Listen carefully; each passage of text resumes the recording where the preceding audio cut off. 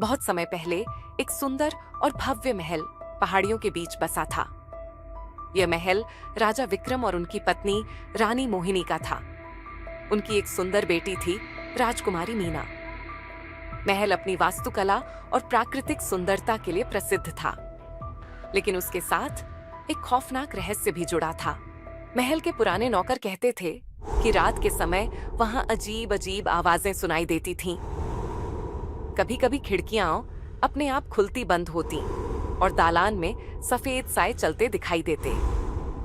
लेकिन राजा विक्रम ने इन सब बातों को अंधविश्वास कहकर टाल दिया। एक दिन राजकुमारी मीना महल की पुरानी लाइब्रेरी में बैठी थी।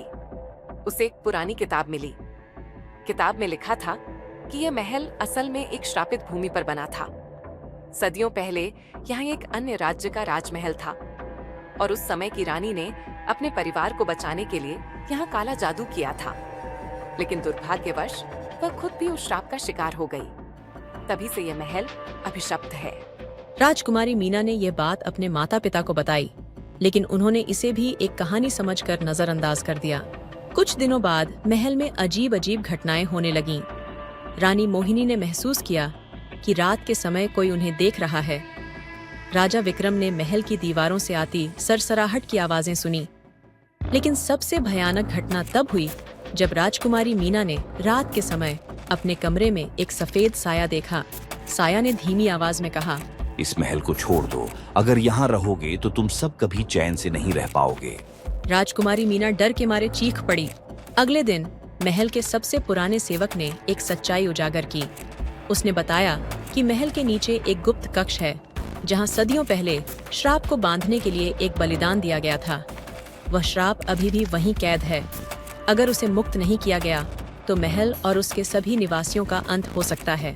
यह सुनकर राजकुमारी मीना ने फैसला किया कि वह इस रहस्य को हल करेगी। वह गुप्त कक्ष तक पहुंचने के लिए महल के तहखाने में गई। वहां उसे एक बड़ा लोहे का दरवाजा मिला, जिसके पीछे अंधकार था।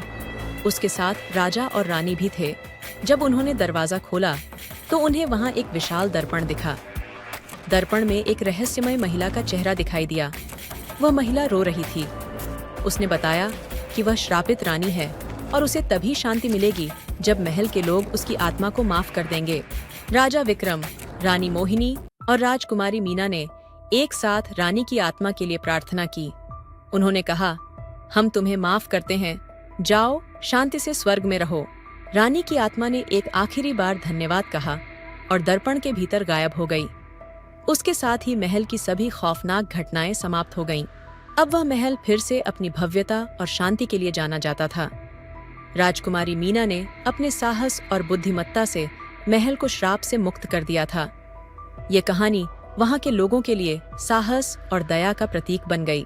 महल में फिर कभी कोई भूत नहीं दिखा और राजकुमारी मीना का नाम इतिहास में सुनहरे अक्षरों में दर्ज हो गया।